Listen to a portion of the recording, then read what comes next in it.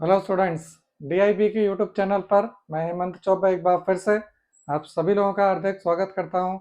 हमारी सहायक प्राध्यापक समाजशास्त्र की इंटरव्यू की कक्षा में इसके पहले 2 कक्षाएं कंप्लीट हो चुकी हैं और आप में से जिन लोगों ने वो वीडियोस नहीं देखे हैं, आप जाकर के यूट्यूब चैनल पर हमारे वो वीडियोस देख सकते हैं कि किस प्रकार से आपको समाजशास्त्र की तैयारी प्रारंभ करनी है, क्या करना है, सब उसमें दिया हुआ है। आज तीसरा वीडियो है हमारा ये, और इस वीडियो में हम बहुत इम्पोर्टेंट टॉपिक देखेंगे। और वो इम्पोर्टेंट टॉपिक ये है कि समाजशास्त्री विचारक, समाजशास्त्र में कई सारे थिंकर्स दिए हुए हैं, पश्चिमी और भारतीय दोनों विचारक दिए हुए हैं। तो इनके जवाब आपको कैसे देना है, आप ये बात मान करके चलिए कि जो इंटरव्यू रहेगा आपका, उस इंटरव्यू में थिंकर्स बहुत बहुत इम्पोर्टेंट टॉपिक रहेगा आपका। यदि वहाँ इंटरव्यू बोर्ड में, यदि बोर्ड मेंबर्स में से असिस्टेंट प्रोफेसर्स जो वो रहेंगे ही, वहाँ पर विजिटिंग प्रोफेसर्स आएंगे सोशोलॉजी के, तो वो आपको कहीं ना कहीं ये जो थिंकर्स हैं इनके टॉपिक पर जरूर घेरेंगे क्योंकि ये काफ़ी फेवरेट टॉपिक होता है सभी लोगों का। इसलिए आपको थिंकर्स बहुत अच्छे से तैयार कर लेना है। अब देखिए, थिंकर्स की यदि हम चर्चा करें तो थिंकर्स में आपका जो एपी का सिलेबस है, ऐसा नहीं है कि एपी के सिलेबस में जो आपको थिंकर दिए हैं वही पूछा जाएगा आपसे। आपसे कुछ भी पूछ सकते हैं। समाजशास्त्र में जो थिंकर्स हैं वो देखिए, उसमें से कुछ थिंकर्स ऐसे हैं जो एपी में नहीं दिया गया सिलेबस में, जैसे ऑगस्ट काम्टे वगैरह नहीं दिए हैं। तो आवश्यकता है, मतलब ये जरूरी नहीं है कि आपसे एपी में जो सिलेबस में दिया है वही पूछें। आपको जो इम्पोर्टेंट इम्पोर्टेंट थिंकर्स हैं उनमें कुछ कुछ चीज़ें तैयार कर लेनी है। प्रश्न कैसे बनेंगे इस पर थोड़ा सा हम देखें। इस पर सबसे पहली बात तो ये बात आती है समाजशास्त्रियों का योगदान। एक्चुअली देखा जाए तो वहाँ आपसे ये बड़ा कॉमन प्रश्न पूछने में आता है जैसे आपसे पूछ सकते हैं कि मार्क्स के बारे में कुछ बताइए, या आपसे ये पूछ सकते हैं दुर्खिम के बारे में कुछ बताइए। तो अब देखिए, यदि आपसे उन्होंने ये पूछा कि दुर्खिम के बारे में कुछ बताइए, तो सामान्य बातें आप बता देंगे कि भाई फ्रांस के थे, ठीक है, पहली पीएचडी समाजशास्त्र की दुर्खिम की रही है, ठीक।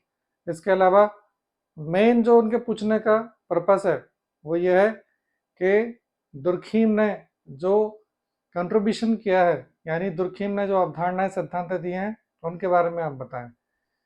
तो आपको थोड़ा थोड़ा बताना पड़ जाएगा कि सर दुर्खिम ने श्रम विभाजन का सिद्धांत दिया था, दुर्खिम ने आत्महत्या का सिद्धांत दिया था, धर्म का सिद्धांत दिया था, दुर्खिम प्रकारवादी थे, और ये अपने सभी विचारों में समाज की भूमिका जो रहती है उसको बहुत महत्वपूर्ण मानते हैं।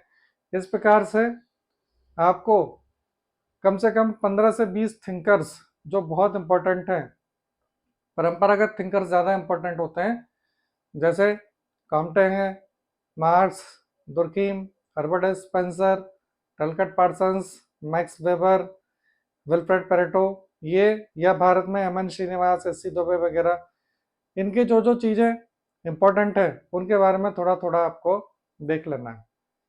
तो ये एक कॉमन प्रश्न आपसे पूछने में आ सकता है कि इनके बारे में बताएं आप, ठीक है। तो 15 से 20 इंपॉर्टेंट थिंकर्स आपको तैयार कर लेने हैं। बहुत आपने जैसे सोशलॉजी में पढ़ा है, जैसे उत्तर आधुनिकता और ये सब सारी चीज़ें, यहाँ से शायद पूछने में उतना मुझे लगता है कि नहीं आ पाएगा, लेकिन परंपरागत जो थिंकर्स है वो इम्पोर्टेंट है। जैसे कॉम्टे, कॉम्टे के बारे में आपसे पूछ सकते हैं कि भाई कॉम्टे को समाजशास्त्र का पिता कहा जाता है। सबसे पहला प्रश्न तो आपसे यही पूछ सकते हैं कि समाजशास्त्र का पिता किसे कहा जाता है, तो आपने बोला भाई कॉम्टे को, ठीक है। तो पूछेंगे कि समाजशास्त्र का पिता कॉम्टे को क्यों कहा जाता है, तो जवाब ये है आपका कि सर उन्होंने समाजशास्त्र शब्द की खोज की थी, या समाजशास्त्र जो शब्द है, या समाजशास्त्र की जो एक कहना चाहिए कि एक विषय है, उस विषय के रूप में शब्द की खोज की थी और समाजशास्त्र को स्थापित किया था एक विषय के रूप में, इसलिए काम्टे को क्या किया जाता है, कहा जाता है समाजशास्त्र का पिता कहा जाता है। यानी जो सोशियोलॉजी वर्ड था, वो सोशियोलॉजी वर्ड किसने दिया था, आपको पता है, ऑगस्ट काम्टे ने दिया था। ठीक है, तो समाजशास्त्र के औपचारिक पिता कौन है, वो है ऑगस्ट काम्टे।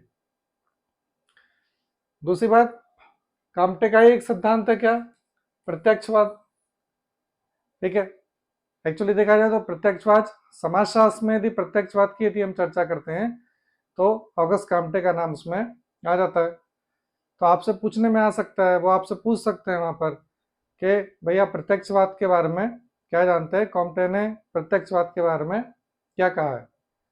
तो आपका जवाब होगा कि सर प्रत्यक्षवाद एक ऐसी पद्धति है या काम्टे का एक ऐसा विचार था जिसमें काम्टे ऐसा मान करके चलते थे कि हम सामाजिक विज्ञानों में प्राकृतिक विज्ञानों की अध्ययन पद्धति का प्रयोग कर सकते हैं। यानी जिस प्रकार से प्राकृतिक विज्ञान से तात्पर्य फिजिक्स, केमिस्ट्री, जूलॉजी, वहां पर जो शोध विधि चलती है, रिसर्च मेथोडोलॉजी चलती है, हम उसी शोध विधि का प्रयोग समाज विज्ञान में कर सकते हैं।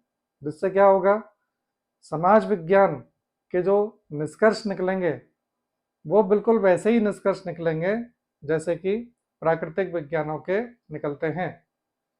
ठीक, ये प्रत्यक्षवाद यानी प्राकृतिक विज्ञानों की अध्ययन पद्धति का प्रयोग किसमें करना, वो करना सामाजिक विज्ञान के अध्ययन में, वही रिसर्च, वही अवलोकन, परीक्षण, वही सब। अब बात यह आती है कि भाई ऐसा क्यों करें हम, तो उसके पीछे कारण है। कारण क्या है, कारण यह है कि काम्टे ऐसा मान करके चलते थे कि प्राकृतिक जो घटनाएं हैं, जैसे कि पृथ्वी का सूर्य के चारों ओर चक्कर काटना, पानी गिरना, कुछ भी, जितनी भी प्राकृतिक घटनाएं हैं उनके पीछे कुछ ना कुछ निश्चित नियम होते हैं, भौगोलिक नियम या कोई भी नियम। और समाज भी प्रकृति का हिस्सा है, इसलिए समाज में भी यदि कोई घटना लगातार हो रही है तो उसके पीछे भी कोई ना कोई नियम अवश्य होगा। इसलिए हम प्राकृतिक विज्ञानों की अध्ययन पद्धति, जब उसका प्रयोग हम क्या करेंगे, समाज के अध्ययन में करेंगे, तो समाज से जो हमें निष्कर्ष मिलेगा वो सटीक और वैज्ञानिक निष्कर्ष मिलेगा। और लक्ष्य की प्राप्ति कैसे होगी, बिल्कुल सटीक होगी। ये एक सोच थी, एक विचार था, जिसे क्या बोलते हैं, प्रत्यक्षवाद के नाम से जानते हैं। तो यदि प्रत्यक्षवाद के बारे में पूछा जाता है तो आपको काम्टे के साथ बता देना। प्रत्यक्ष से तात्पर्य क्या है, जो हमारे सामने है। प्रत्यक्षवाद किसका अध्ययन नहीं करेगा, जो सामने नहीं है उसका अध्ययन नहीं करेगा। चलिए दुर्खीम की बात करें। देखिए दुर्खीम ने, जैसा कि मैंने आपको बताया था कि दुर्खीम के कई सारे सिद्धांत हैं, बहुत सारे सिद्धांत हैं दुर्खीम के, वेबर के भी बहुत सारे सिद्धांत हैं। देखिए हम यहाँ पे सारे सिद्धांत डिस्कस नहीं कर सकते हैं, मैं आपको केवल ये बता रहा हूँ कि आपको जो जवाब देना है वो जवाब जो पूरा का पूरा सिद्धांत है, उस सिद्धांत का जो एक निचोड़ है वो होना चाहिए। आपने चूंकि एपी की तैयारी करी है तो आपने फैक्ट तैयार किया है, ठीक है। फैक्ट बात एक अलग हो जाती है कि आप बहुत सारे अलग अलग फैक्ट तैयार कर लेते हैं, लेकिन यहाँ पर क्या होगा, यहाँ जब आप किसी सिद्धांत के बारे में बताएंगे तो आपको क्रमबद्ध तरीके से बताना पड़ जाएगा, और साथ ही साथ क्या है, टू द पॉइंट आपको वो सिद्धांत बताना पड़ेगा। बहुत ज़्यादा लंबा आप उत्तर दे भी नहीं सकते हैं। अब बात करें दुर्खीम का आत्महत्या का सिद्धांत, तो आप पूरा सिद्धांत पढ़ करके कुछ बातें, इसमें से 10 से 12 बातें इंपॉर्टेंट आप निकाल सकते हैं। तो यदि आपसे पूछा गया कि दुर्खीम के आत्महत्या सिद्धांत के बारे में बताइए, तो आप उनको बोलेंगे कि सर दुर्खीम का जो आत्महत्या का सिद्धांत था वो एक ऐसा सिद्धांत था जिसमें दुर्खीम ने पहली बार आत्महत्या का जो कारण था वो परंपरागत कारण से अलग हटके बताया। क्योंकि दुर्खीम के पहले आत्महत्या के जो कारण सामने आए थे या कारण जो खोजे गए थे वो कारण मनोवैज्ञानिक कारण थे। जैसे कोई व्यक्ति आत्महत्या कर लेता है तो पागलपन, उन्माद के चलते करता है।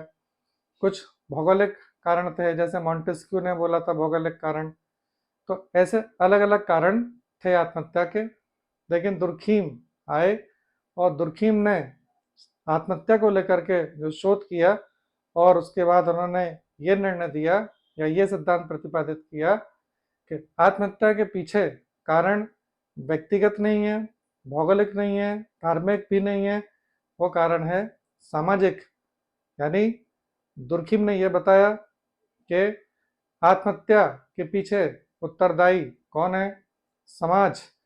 समाज का नैतिक दबाव व्यक्ति के ऊपर जब बहुत ज़्यादा हो जाता है और व्यक्ति उस नैतिक दबाव को सहन नहीं कर पाता है तो वो आत्महत्या कर लेता है।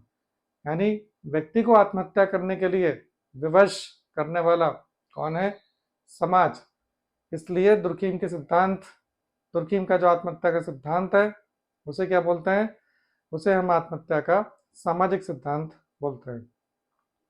तो कुल मिलाकर के दुर्खीम आत्महत्या का सामाजिक सिद्धांत देते हैं। आत्महत्या के पीछे क्या उत्तरदायी मानते हैं? समाज का नैतिक दबाव। हो सकता है आपसे एक लाइन में पूछें कि दुर्खीम ने आत्महत्या के लिए किसे उत्तरदायी माना है, तो आपका क्या जवाब होगा कि सर दुर्खीम ने आत्महत्या के पीछे समाज और समाज के नैतिक दबाव को उत्तरदायी माना है। आपको ध्यान रखना है समाज का नैतिक दबाव। तो ये था दुर्खीम के आत्महत्या का सिद्धांत। आप इस तरीके से दुर्खीम के आत्महत्या के सिद्धांत का जवाब दे सकते हैं। अब यहाँ से आपसे प्रकार भी पूछ सकते हैं, ठीक है ना? आपसे पूछ सकते हैं कि भाई इनके कुछ कितने प्रकार थे, तो आप प्रकार के नाम बता सकते हैं। थोड़ा थोड़ा उसके बारे में आप बता दिए कि परार्थवादी आत्महत्या, उदाहरण के साथ बताते जाएंगे आप। अहमवादी जो एनोमिक सुसाइड बताई थी उन्होंने, ठीक है। इस प्रकार की जो आत्महत्या है वो 3 से 4 प्रकार की जो दुर्खीम ने अलग अलग बताई थी, उनके प्रकार भी आपको तैयार कर लेने हैं। ये काफ़ी इंपॉर्टेंट थ्योरी है दुर्खीम की। तो जवाब आपको टू द पॉइंट देना पड़ जाएगा। जवाब देते समय आपको ध्यान रखना है कि आप सिद्धांत से अलग ना हटे। चलिए, दुर्खीम पवित्र अपवित्र, आपसे पूछ सकते हैं कि भाई पवित्र अपवित्र के बारे में आप जानते हैं, ठीक है। आपने बोला हाँ सर हम जानते हैं। बोलिए बताइए क्या है। तो एक्चुअली में देखा जाए कि पवित्र अपवित्र की जो अवधारणा है वो किससे जुड़ी हुई है? वो जुड़ी है दुर्खीम के धर्म के सिद्धांत के साथ जुड़ी हुई है। और हमेशा की तरह दुर्खीम ने यहाँ पर भी क्या किया है? धर्म का सामाजिक सिद्धांत दिया, ठीक है। धर्म के पीछे कारण क्या बताया? समाज। समाज ने ही धर्म का निर्माण किया है, समाज ने ही देवता का निर्माण किया है, समाज ही देवता है, दुर्खीम का ये कहना था। तो आपका जवाब यही रहेगा कि सर पवित्र और अपवित्र की जो अवधारणा है वो दुर्खीम के धर्म के सामाजिक सिद्धांत के साथ जुड़ी हुई है, जिसमें दुर्खीम ने यह बताया था कि धर्म कुछ और नहीं है बल्कि समाज द्वारा ही निर्मित है। और समाज क्या करता है? समाज वस्तुओं को 2 प्रकार से बांट देता है।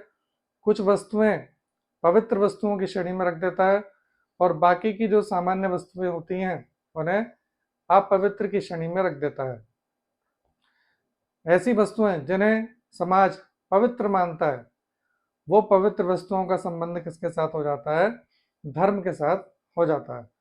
और ऐसी पवित्र वस्तुओं का प्रयोग कब किया जाता है? विशिष्ट समय में किया जाता है, किसी धार्मिक कार्य में किया जाता है। इसके अलावा बाकी की जो वस्तुएं हैं जिसे अपवित्र हम कहते हैं, उनका सामान्य जीवन में प्रयोग किया जाता है। आप उदाहरण भी दे सकते हैं कि सर जैसे पीले वस्त्र, हिंदू धर्म में पीले वस्त्र धारण कर लेना, ठीक है, ये क्या है? ये एक पवित्र वस्तु की श्रेणी में सम्मिलित होता है। या जो माला होती है, जो माला हम जपते हैं, ठीक है, वो भी क्या है? पवित्र वस्तु की श्रेणी में सम्मिलित होती है, ठीक है। तो ये पवित्र और अपवित्र की जो व्याख्या है दुर्खीम की, वो किसके साथ जुड़ी हुई है? ये धर्म के सामाजिक सिद्धांत के साथ जुड़ी हुई है। अब बात करें श्रम विभाजन, दुर्खीम के श्रम विभाजन की। आपसे पूछा जा सकता है कि पहली बात तो ये श्रम विभाजन किसे कहते हैं? तो एक सीधा सा जवाब है कि श्रम विभाजन का तात्पर्य क्या है? कार्य का बंटवारा। उदाहरण दे दीजिए कि सर जिस प्रकार घर में माता पिता भाई बहन सभी लोगों के कार्य बटे हुए रहते हैं, ठीक है, नौकरशाही व्यवस्था में भी कार्य बटे हुए रहते हैं, वैसा ही क्या है श्रम विभाजन यानी कार्यों का बंटवारा। अब दुर्खीम ने श्रम विभाजन, तो यहाँ पर भी वही बताती है कि दुर्खीम ने जो श्रम विभाजन किया है या दुर्खीम ने जो श्रम विभाजन की व्याख्या करी है वो समाज के संदर्भ में ही की है, ठीक है। दुर्खीम का ये कहना है कि श्रम विभाजन के पीछे जो कारण होता है वो क्या है? समाज, या समाज में जो एकता पाई जाती है वो किस प्रकार का समाज है। बहुत पहले जब जनजातीय समाज था तो दुर्खीम बोलते थे कि वहाँ पर यांत्रिक एकता पाई जाती है और उनमें जो श्रम विभाजन था वो श्रम विभाजन कैसा था? सरल श्रम विभाजन था। जो कैसा था? लिंग आधारित था। महिला का एक कार्य है, पुरुष का एक कार्य है, दैट्स इट, सरल श्रम विभाजन। दूसरा, समाज जैसे जैसे आधुनिक बन गया तो आधुनिक बनने पर श्रम विभाजन कैसा हो गया? जटिल हो गया, ठीक है। और वहाँ पर श्रम विभाजन कैसा हुआ? लिंग आधारित ना होकर के विशिष्टीकरण आधारित हो गया।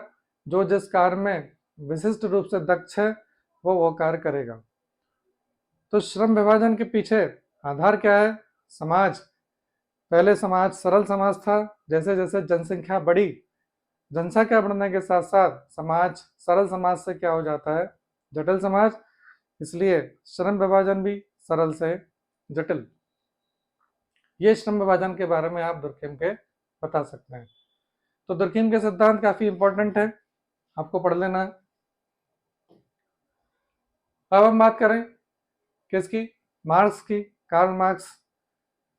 तो मार्क्स के बारे में भी आपसे बहुत कुछ पूछा जा सकता है। मार्क्स, चूंकि कार्ल मार्क्स एक ऐसे विचारक हैं जो लगभग सभी लोगों ने पढ़ रखा है, जिनको आप ये मान के चलिए कि एमपीपीएससी के जो बोर्ड मेंबर्स हैं, इंटरव्यू बोर्ड मेंबर्स यानी आयोग के जो चेयरपर्सन और सदस्य हैं, भले ही वो समाजशास्त्री नहीं हो लेकिन वो मार्क्स को पढ़ करके चलते हैं। मार्क्स एक ऐसे विचारक हैं जो समाजशास्त्री नहीं है, लेकिन उन्होंने ऐसे ऐसे विचार दिए हैं कि समाजशास्त्र में हम पढ़ते हैं, राजनीति विज्ञान में भी पढ़ते हैं, अर्थशास्त्र में भी पढ़ते हैं। अब बात आती है मार्क्स के वर्ग संघर्ष की। चूंकि ये बहुत ज़्यादा पॉपुलर टॉपिक है वर्ग संघर्ष, तो ज़्यादा से ज़्यादा संभावना है कि आपसे वर्ग संघर्ष के बारे में पूछ सकते हैं। वैसे मार्क्स के कई सारे सिद्धांत हैं, ऐतिहासिक भौतिकवाद है, द्वंद्वात्मक भौतिकवाद है, अलगाव का नियम है, बहुत सारे हैं, लेकिन वर्ग संघर्ष काफी महत्वपूर्ण नियम है। तो वर्ग संघर्ष के बारे में आपसे पूछा जा सकता है, तो आप बोलेंगे कि सर मार्क्स ने वर्ग संघर्ष के सिद्धांत की व्याख्या की थी और मार्क्स ये मान करके चलते थे कि इतिहास में केवल दो ही प्रकार के वर्ग होते हैं। एक वर्ग स्वामी वर्ग कहलाता है, जिसके पास सब कुछ है, यानी जो उत्पादन के साधनों का स्वामी है। देखिए यहाँ पर आपको उत्पादन के साधन शब्द का प्रयोग, उत्पादन के साधन अवधारणा का प्रयोग करना पड़ेगा। यह मार्क्स की शब्दावली है, इसलिए जब आप मार्क्स की व्याख्या करेंगे, मार्क्स का जवाब देंगे, तो मार्क्स की शब्दावली का प्रयोग करना पड़ेगा आपको, यदि आपको अच्छे नंबर चाहिए तो, और नहीं तो सामान्य रूप से कुछ भी आंसर हो सकता है। तो मार्क्स के अनुसार दो ही प्रकार के वर्ग रहे हैं हमेशा। एक स्वामी वर्ग जो उत्पादन के साधनों का स्वामी है, जिसको मार्क्स क्या बोलते हैं? हैव्स, या सब कुछ है इनके पास। दूसरा जो केवल श्रमिक होते हैं, उत्पादन के साधनों के स्वामी नहीं है, वंचित वर्ग, और मार्क्स उनको क्या बोलते हैं? Have nots. और इतिहास में हमेशा से ही ऐसे वर्ग रहे हैं, एक स्वामी वर्ग, दूसरा वंचित वर्ग।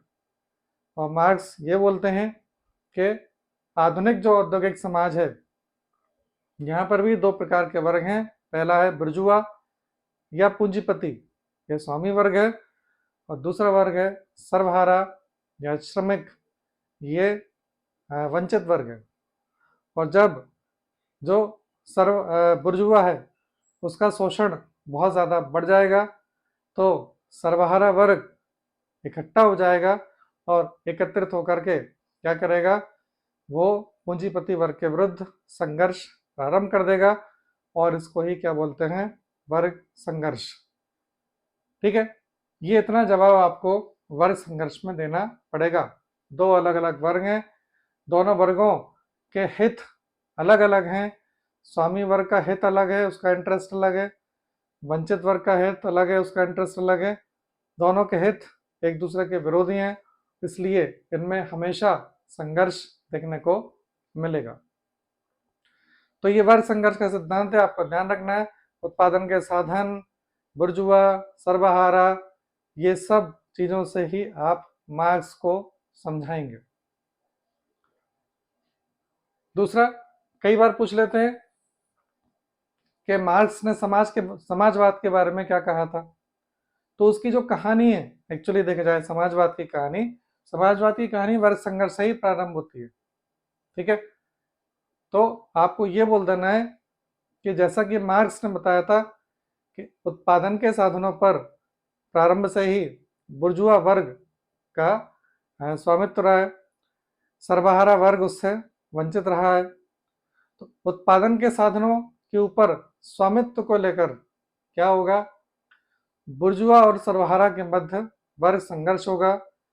एक खूनी क्रांति होगी, रक्त वाली क्रांति होगी, जिसमें हिंसात्मक संघर्ष होगा और इस संघर्ष में सर्वहारा सारे के सारे मजदूर इकट्ठा हो जाएंगे और पूंजीपतियों का नाश कर देंगे। ऐसा करने पर क्या होगा, जो उत्पादन के साधन है उसके ऊपर प्रारंभिक तौर पर सर्वहारा वर्ग का आधिपत्य हो जाएगा। लेकिन मार्क्स ऐसा मान करके चलते हैं कि उत्पादन के साधनों पर किसी का स्वामित्व नहीं होना चाहिए। तो कुछ समय उपरांत वो जो उत्पादन के साधन रहेंगे उन पर सभी लोगों का स्वामित्व रहेगा, यानी उत्पादन के साधन पर सर्वहारा वर्ग का भी स्वामित्व है और बुर्जुआ का भी स्वामित्व है। ये स्थिति मार्क्स क्या बोलते हैं, समाजवाद की स्थिति कहलाएगी। ठीक है, तो मार्क्स का जो समाजवाद है वो ये वाला समाजवाद है जो वर्ग संघर्ष के थ्रू चलता है। ठीक है, तो वर्ग संघर्ष की से ही कहानी चालू होगी, जो कहाँ पर आकर के समाप्त होती है, समाजवाद पर समाप्त हो जाती है। ठीक है, अब आपसे हो सकता है वो ये भी पूछ लें कि भारत सरकार भी समाजवाद के लिए कार्य करती है और हमारा जो संविधान है उसमें भी समाजवाद शब्द लिखा हुआ है, तो मार्क्स वाला ही समाजवाद है क्या ये? तो आपको बोलना है कि नहीं सर, ये मार्क्स वाला समाजवाद नहीं है। क्यों नहीं है? क्योंकि जो हमारा देश है वो समाजवाद में कार्य वही करता है, अमीर और गरीब के बीच की जो खाई है उसको भरने का प्रयास करता है, लेकिन अहिंसात्मक तरीके से करता है, नियोजित तरीके से करता है, प्लान्ड तरीके से करता है। और जिसमें जो वंचित वर्ग है, जो कमजोर है, उसके लिए विभिन्न प्रकार की सामाजिक आर्थिक सशक्तिकरण की योजनाएं बनाता है, वो हमारी सरकार बनाती है और उनको सशक्त करने का प्रयास करती है ताकि उनका आत्मसम्मान बना रहे। यह पूरी तरह से अहिंसात्मक तरीके से होता है। इसलिए ये जो समाजवाद है जो हमारे संविधान में है, ये मार्क्स वाला समाजवाद नहीं है। अब बात करें मैक्स वेबर की नौकरशाही की। ये बहुत पॉपुलर टॉपिक है, बहुत पॉपुलर टॉपिक, नौकरशाही व्यवस्था। नौकरशाही व्यवस्था एक बहुत कॉमन सी बात है, ऐसा नहीं है कि वेबर ने इसके बारे में सबसे पहली बार बताया, ऐसा कुछ भी नहीं है। विंसेंट डी गॉर्ने ने बता दिया था, लेकिन वेबर ने उसको बहुत अलग तरीके से प्रस्तुत कर दिया था। और मैक्स वेबर का क्या बोलना था? मैक्स वेबर का बोलना था कि जो नौकरशाही व्यवस्था है वो जो आधुनिक समाज है, इस आधुनिक समाज का एक बहुत औपचारिक, विशिष्ट औपचारिक संगठन है जो पूरी तरह से तार्किक सिद्धांतों पर आधारित है, जो पूरी तरीके से गैर व्यक्तिगत है। गैर व्यक्तिगत से मतलब किसी के ऊपर पर्सनली कोई नियम अप्लाई नहीं होगा, जिसमें पूरी तरीके से लिखित नियम होंगे, जिसमें योग्य व्यक्तियों का चयन किया जाएगा, जिसमें पद सोपान की व्यवस्था की जाएगी। प्रत्येक कर्मचारी को निश्चित नियम, लिखित नियम के तहत कार्य करना होगा कार्यालय के अंतर्गत। ठीक, कार्यालय का कार्य पूरा लिखित होगा। कर्मचारियों के लिए प्रतिमाह सैलरी की व्यवस्था होगी। उनके रिटायरमेंट के उपरांत उनके लिए कहना चाहिए कि पारिश्रमिक की व्यवस्था रहेगी। उनके लिए जो उनको जो वेतन वृद्धि मिलती है उसकी व्यवस्था रहेगी, सारी चीज़ें। ये मैक्स वेबर ने नौकरशाही व्यवस्था बताई थी और ये सकारात्मक बिंदुओं के आधार पर बताई थी। आज नौकरशाही व्यवस्था की बहुत आलोचना होती है। आपसे ये भी पूछ सकते हैं कि वर्तमान जो नौकरशाही व्यवस्था है वो वेबर ने जो नौकरशाही व्यवस्था बताई थी क्या उसके समकक्ष है? तो जवाब है कि हाँ, भारत सरकार जो भारत देश है उसमें जो नौकरशाही व्यवस्था है वो बहुत हद तक आज भी मैक्स वेबर की नौकरशाही व्यवस्था के अनुरूप ही चल रही है, जिसमें लगभग हम बोल सकते हैं तो 60 to 70% जो चीज़ें चल रही हैं वो वेबर की जो नौकरशाही व्यवस्था है, आप उसके पॉइंट पढ़ेंगे तो टू द पॉइंट उसी की तरह से चल रहा है। तो ये मैक्स वेबर की नौकरशाही, आपको उसमें बोल भी पूछ सकते हैं कि वेबर की नौकरशाही में आपको सबसे बड़ी कमी क्या लगती है, तो आप बोल सकते हैं कि सर मैक्स वेबर की नौकरशाही में जो सरकारी कर्मचारी है वो लाल फीताशाही, उसमें एक बहुत बड़ी कमी होती है। कार्य के होने में समय ज़्यादा लगता है, यहाँ भ्रष्टाचार की भी समस्या उसके चलते आ जाती है, ये आप उसमें बता सकते हैं। ये व्यवहारिक चीज़ है। चलिए वेबर की बात करें तो सामाजिक क्रिया, ठीक है, मैक्स वेबर की सामाजिक क्रिया। अब देखिए सामाजिक क्रिया को लेकर के वेबर और पार्सन्स, ठीक है, वेबर और पार्सन्स ये दो लोग बहुत महत्वपूर्ण हैं और सामाजिक क्रिया के बारे में आपसे इनसे पूछने में आ सकता है। मैक्स वेबर बहुत पॉपुलर हैं इसलिए वेबर के बारे में पूछेंगे। चलिए वेबर की चर्चा करें, आपसे पूछेंगे कि भाई वेबर की जो सामाजिक क्रिया है वो क्या जानते हैं आप इसके बारे में। तो देखिए सामाजिक क्रिया मैक्स वेबर ने क्या बताया कि सामाजिक क्रिया किसी भी व्यक्ति द्वारा की गई क्रिया को सामाजिक क्रिया तभी कहा जाएगा जब उस सामाजिक क्रिया को करने वाला व्यक्ति, यानी वो जो करता है, ठीक, यहाँ करता से मतलब क्रिया को करने वाला करता यानी एक्टर, जैसे कि मैं इस समय करता हूं तो वेबर बोलते हैं कि क्रिया को करने वाला कर्ता और वो जिनके सापेक्ष क्रिया कर रहा है, सपोज ABC 3 लोग हैं, तो जिनके सापेक्ष वो क्रिया कर रहा है कर्ता, वो जिस अर्थ में उस क्रिया को कर रहा है उसी अर्थ में बाकी के जो लोग हैं उसे समझ जाएं और कार्य करें, तभी वो क्रिया सामाजिक क्रिया कहलाती है। यानी क्रिया के पीछे कर्ता ने जो उस क्रिया का अर्थ लगाया है उसी अर्थ को जब अन्य लोग पूरी तरह से समझ जाते हैं और उसके अनुसार कार्य करते हैं, तभी इस क्रिया को क्या बोलेंगे, सामाजिक क्रिया बोलेंगे। ठीक है, यदि इसके विपरीत हो गया, यानी इसने जो बोला था जो सोच करके कर्ता ने, लेकिन इन्होंने उसको सुन करके उसका कुछ और ही अर्थ निकाल लिया, तो वेबर के अनुसार ये क्रिया सामाजिक क्रिया नहीं कहलाएगी। ठीक है, अब हालांकि अपने आप में एक बहुत कठिन बात होती है ये, और इसलिए वेबर का ये जो सिद्धांत कहलाता है ये कैसा कहलाता है, निर्वचनात्मक बोध, निर्वचन कर देना। यानी ये जो तीनों लोग हैं ये कर्ता की जो क्रिया है उसके अर्थ का निर्वचन करते हैं, किसने ये सोच करके ऐसा कहा। ये बिल्कुल वैसी बात है कि जैसे हमारे संविधान में पंथ निरपेक्ष शब्द लिखा गया है, गणराज्य शब्द लिखा गया है, या संविधान में जो भी शब्द लिखा गया है वो किस सोच के साथ लिखा गया था उसका अर्थ उसी के आधार पर ही माना जाता है। वेबर के अनुसार निर्वचनात्मक बोध, तो क्रिया तभी संपन्न होगी सामाजिक क्रिया वेबर के अनुसार जब कर्ता जिस सोच के साथ क्रिया कर रहा है वो बाकी के जो अन्य व्यक्ति हैं उसी सोच को समझते हुए उसे आगे बढ़ाएं। ये मैक्स वेबर की सामाजिक क्रिया का बहुत महत्वपूर्ण बिंदु है, जिसे निर्वचनात्मक बोध के नाम से जानते हैं। ठीक है, ये इसके चलते मैक्स वेबर की परिभाषा थोड़ी सी अलग हो जाती है। देखिए, मैक्स वेबर ने कई सारे सिद्धांत दिए, जैसे मैंने नौकरशाही बताया, सामाजिक क्रिया तो ये हो गया। इसके अलावा मैक्स वेबर ने सत्ता के रूप भी बताए हैं कई बार आपसे, जैसे कि मैक्स वेबर ने एक करिश्माई सत्ता के रूप में बताया है, करिश्माई सत्ता। ठीक है, ये बहुत पॉपुलर टॉपिक है, आपसे पूछ सकते हैं कि वेबर के अनुसार करिश्माई सत्ता क्या है, तो आप बताइए कि सर करिश्माई सत्ता सत्ता का एक ऐसा रूप होता है जिसमें जो व्यक्ति है, सत्तासीन व्यक्ति यानी जो नेता है, वो जब नेतृत्व करता है तो नेतृत्व में जब वो निर्णय लेता है तो वो निर्णय कैसे होते हैं, उसके ज़्यादातर निर्णय सही साबित हो जाते हैं, और इसलिए वो नेतृत्व कैसा कहलाता है, करिश्माई नेतृत्व।